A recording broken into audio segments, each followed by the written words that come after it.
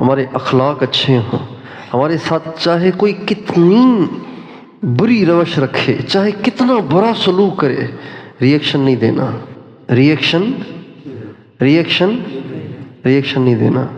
ادھر آ ستمگر ہنر آزمائیں، تو تیر آزما ہم جگر آزمائیں، منہ کو سیے بصد سکون، مولانا جمشید صاحب سناتے تھے، منہ کو سیے بصد سکون، جور و جفا اٹھائے جا، یعنی زبان حال سے کہہ دے کہ ہاں ستائے جا۔ اتنا خاموش رہنا ہے زیادتی بدسلوکی کرنے والے کے سامنے کہ گویا آپ اس کو شہ دے رہے ہیں۔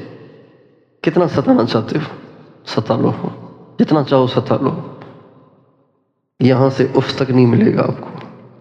منہ کو سیے بصد سکون، جور و جفا اٹھائے جا، یعنی زبان حال سے کہہ دے کہ ہاں ستائے جا۔ اپنے گھر والوں کے ساتھ، اپنے پڑوسیوں کے ساتھ، جاننے والوں کے ساتھ، سب کے ساتھ ریئیکشن نہیں، چپ۔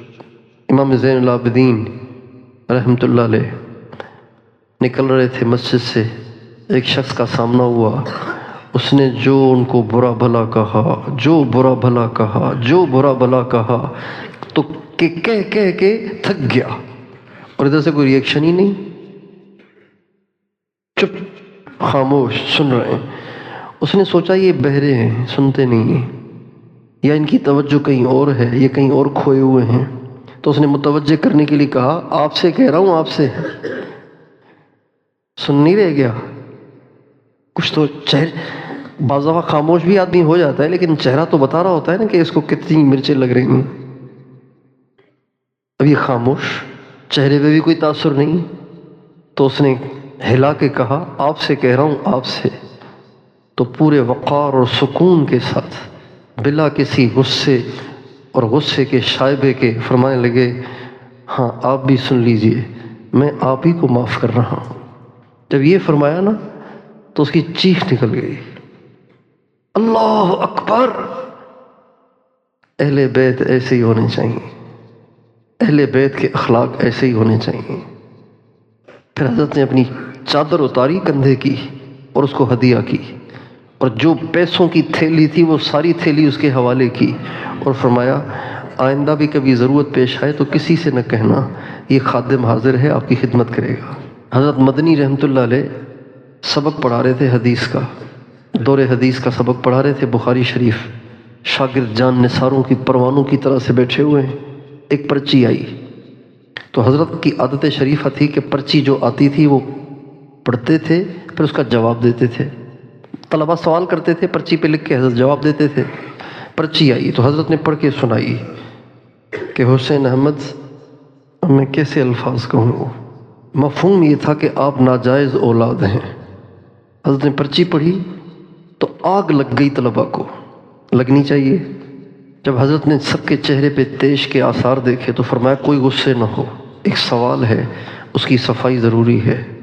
اگر کسی کو میری والدہ اور میرے والد کے نکاح میں شک ہے تو اب بھی اس کے گواہ موجود ہیں، آپ میرے ساتھ چلیں، میں آپ کو ان گواہوں سے ملوا دیتا ہوں جو آپ کو بتائیں گے کہ واقعی میرے والد اور میری والدہ کا نکاح ہوا تھا۔ ایک شخص آیا امام اعظم کے پاس، کہا آپ کی ماں سے شادی کرنی ہے۔ محبین آگ بگولا ہو گئے۔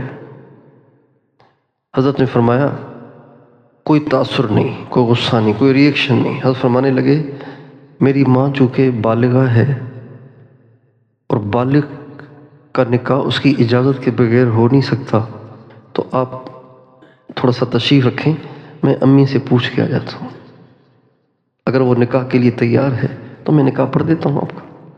ریئیکشن نہیں دینا، صبر کرنا ہے، پینا ہے، برداشت کرنا ہے۔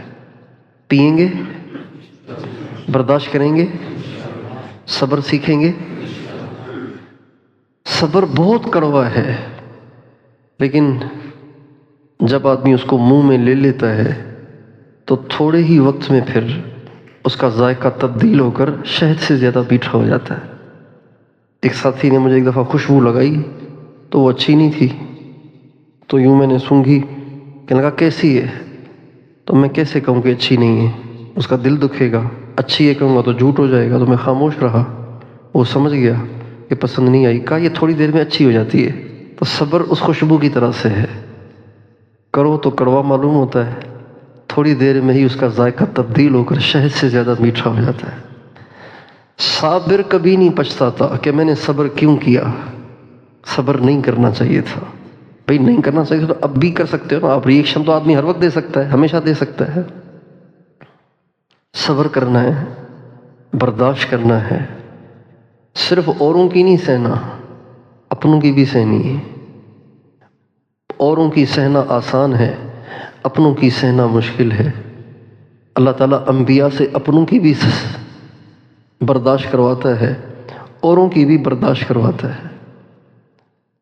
اوروں کے پتھر سے وہ درد نہیں ہوتا جو اپنوں کی کنکری سے ہوتا ہے، اپنوں کی تکلیف زیادہ ہوتی ہے، اس کو بھی برداشت کرنا ہے، اوروں کو بھی برداشت کرنا ہے۔ صبر والی زندگی گزارنی ہے، کب تک؟ موت تک۔ بہت سے ساتھی کہتے ہیں آخر کب تک صبر کروں؟ موت تک، جب تک جسم میں روح ہے کرتے ہیں۔ جس دن روح جسم سے نکل جائے گی تو صبر کا ٹائم ختم ہو جائے گا، پھر مزے ہی مزے ہیں، پھر اس کا پھل ملے گا۔